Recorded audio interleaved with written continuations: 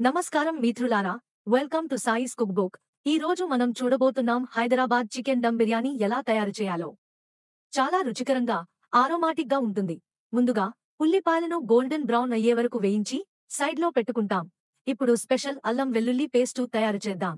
అల్లం వెల్లుల్లి paste 3 table స్పూన్లు, లవంగాలు 4, ఏలకులు 3, పుదీనా ఆకులు, ధనియాల ఆకులు, పచ్చిమిర్చి 5 ఇవన్నీ బాగా గ్రైండ్ చేయాలి. ఇప్పుడు చికెన్ మ్యారినేషన్ చేయాలి. వేయించిన ఉల్లిపాయల నూనె, మిరపపొడి 2 టీ స్పూన్లు, ఉప్పు కావాల్సినంత, పసుపు 1/4 teaspoon, biryani masala 2 tea స్పూన్లు, చికెన్ మసాలా 2 టీ స్పూన్లు కలిపి బాగా మిక్స్ చేయాలి.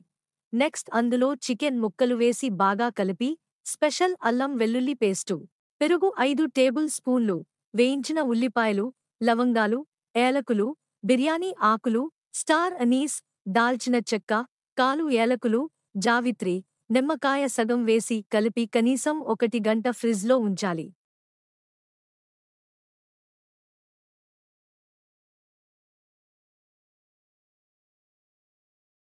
బాస్మతి అన్నం 3 కప్పులు 1 గంట నీటిలో నానబెట్టాలి.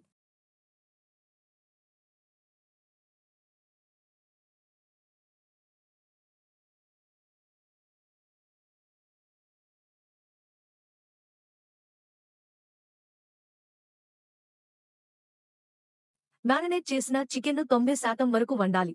ఎప్పుడు రైస్ కోసం పెద్ద పాత్రలో నీళ్లు వేసి షజీరా 2 టీ స్పూన్లు, ఏలకులు 3, దాల్చిన చెక్క 2 ముక్కలు, బిర్యానీ ఆకులు 2, కాలు ఏలకులు 1, స్టార్ అనీస్ 1, లవంగాలు 4, జావిత్రి 1, మరాఠీ మోగ్గ 1, రతి పువ్వు, పచ్చిమిర్చి 4, ధనియాలు మరియు పుదీనా ఆకులు, ఉప్పు వేసి నీళ్లు మరిగించాలి. నానబెట్టిన బాస్మతి అన్నం నీళ్లలో వేసి 80% వరకు ఉడికించాలి. ఇప్పుడు ధామ్కి సిద్ధంగా ఉండండి.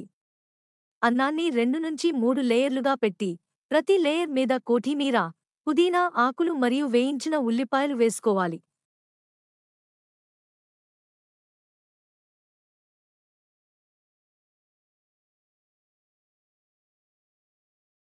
లేయర్ మీద కొద్దిగా బిర్యానీ మసాలా, నెయ్యి మరియు మిగిలిన నూనె చల్లాలి.